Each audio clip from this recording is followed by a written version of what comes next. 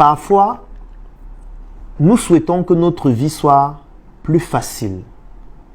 Mais la question que nous devons nous poser, c'est est-ce que si notre vie devient plus facile, nous n'allons pas devenir des mauviettes?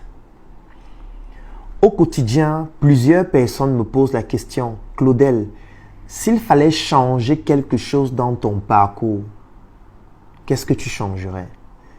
Et à chaque fois, je réponds rien. Je referais exactement la même chose.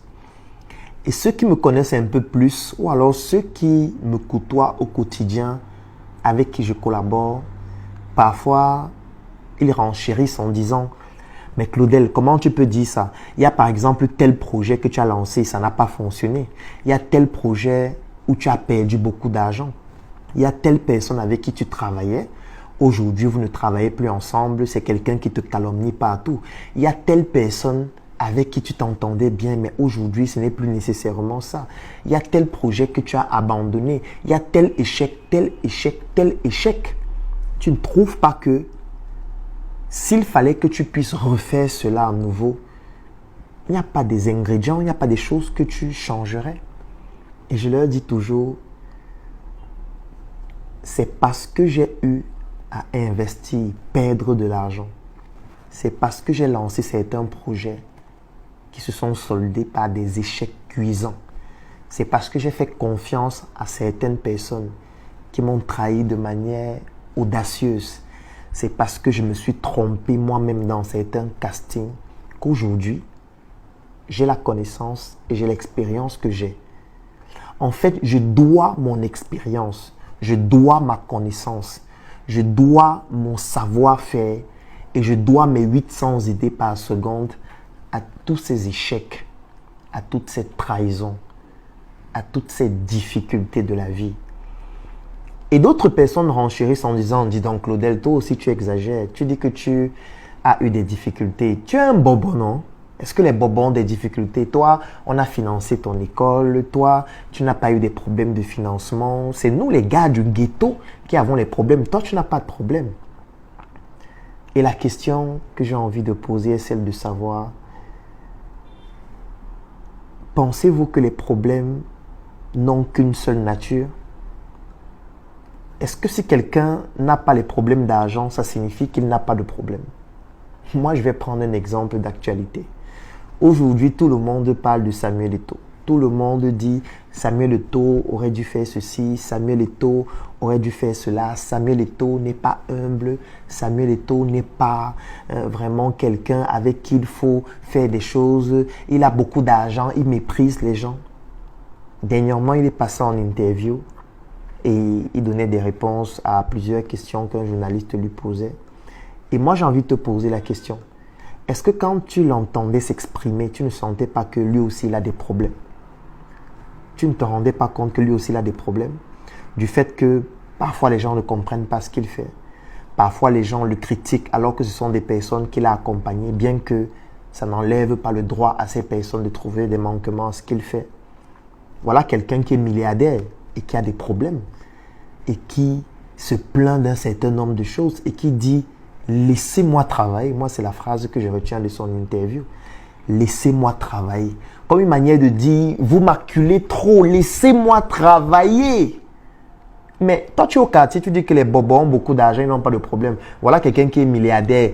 Il dit « Laissez-moi travailler ». Vous parlez trop, vous critiquez trop. Il est venu dans l'émission avec les documents partout. On posait les questions, ils sortent les documents, ils montrent. En fait, c'est pour te montrer que les problèmes ont plusieurs natures. Tu peux avoir beaucoup d'argent et beaucoup d'autres problèmes d'une autre nature qui t'affectent autant que celui qui n'a pas d'argent. Les problèmes ne se mesurent pas. Il n'y a pas de problèmes plus importants que d'autres. Tu peux avoir beaucoup d'argent, mais tu ne trouves pas l'amour. Tu peux avoir trouvé l'amour de ta vie, mais tu n'as pas d'argent pour financer cet amour-là et cet amour te quitte. Tu peux avoir grandi dans une famille qui est pauvre, dans une famille qui est méprisable, mais tu es un génie. Tu réussis à te développer, tu réussis à pouvoir mettre les jalons au fur et à mesure pour pouvoir devenir quelqu'un de grand demain. En réalité, ce sont les challenges de la vie qui font de nous des personnes fières de ce que nous réalisons après. Parce qu'en réalité, si tout était facile, si à toute difficulté, la solution était toute simple, on n'allait pas savourer le goût de la réussite. La réussite devait être un repas fade, sans ingrédients, sans épices. La vie ne devait pas être épicée si les difficultés étaient faciles à traverser. Parce que toi qui es en train de m'écouter actuellement, je sais que tu rencontres des difficultés au travail, des difficultés à la maison, des challenges dans ton projet, des difficultés dans ton couple. Je suis certain que tu rencontres des difficultés, qu'importe ton statut. Et parfois tu te dis, mais pourquoi moi? Pourquoi c'est moi qui dois rencontrer toutes ces difficultés? Moi, la question que je dois te poser, pourquoi pas toi? Tu penses que les difficultés, c'est seulement pour les autres?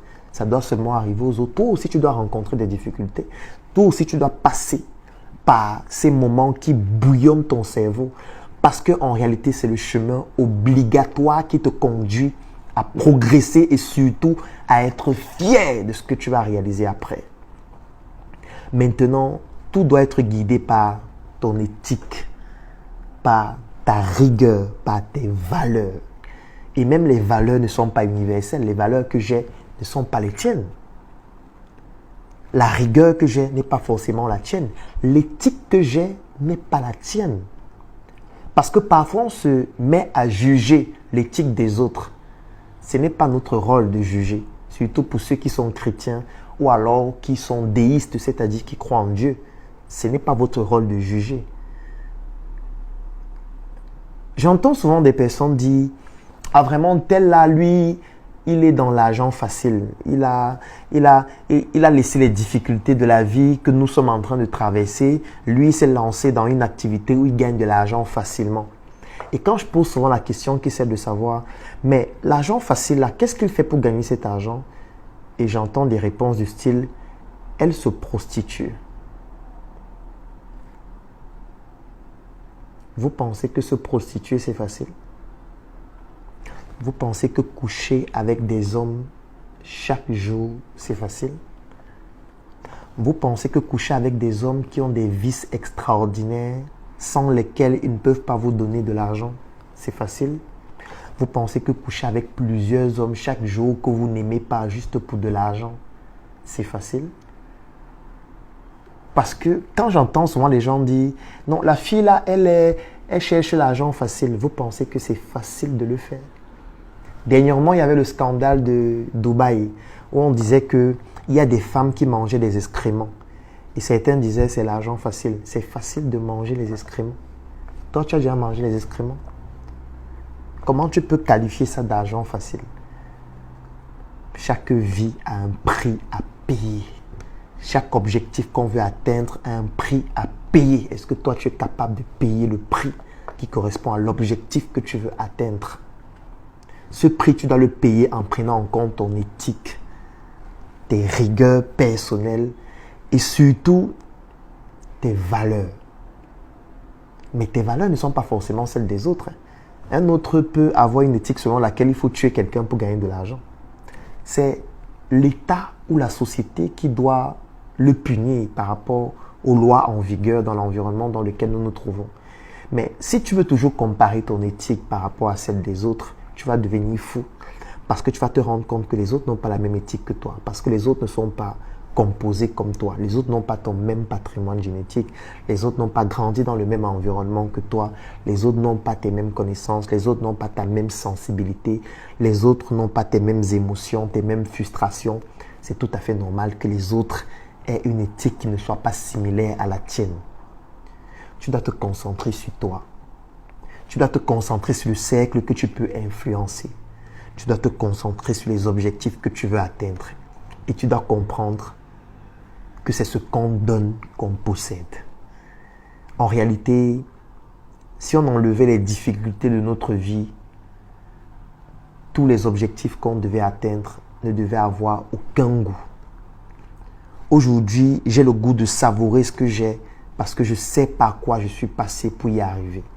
Je sais par quoi je suis passé dans mes moments de dépression, dans mes moments de burn-out, dans mes moments de trahison. Parfois, je me rendais compte que j'avais pris tellement de mauvaises décisions.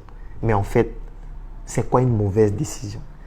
Est-ce qu'au final, une mauvaise décision n'est pas la bonne décision qui te permet d'atteindre ton objectif? Est-ce que le mauvais projet dans lequel tu as investi, qui t'a fait perdre de l'argent, n'était pas la bonne décision pour que tu saches désormais comment faire pour ne plus perdre de l'argent de cette façon et de toujours gagner dans les prochaines choses que tu vas faire, encore qu'on ne gagne pas toujours? Je sais que ça peut être très philosophique, mais en réalité, toutes nos mauvaises décisions qui nous poussent à commettre des erreurs, à tomber dans des échecs, sont de très bonnes décisions qui nous permettent d'être la personne expérimentée que nous sommes aujourd'hui. Ne te dis pas que ce qui t'arrive est triste, est une malédiction. Dis-toi que ce qui est en train de t'arriver actuellement a un objectif. Te permettre d'être quelqu'un qui sera fier de ce qu'il va atteindre après avoir traversé ce challenge. N'abandonne jamais et surtout, ne pleure pas. C'est interdit de pleurer. Reste fort. La mission est simple. Voici une arme capable de changer le mindset du continent africain. Détruire l'obésité de l'inconsistance intellectuelle dans laquelle se cache le coffret VIP.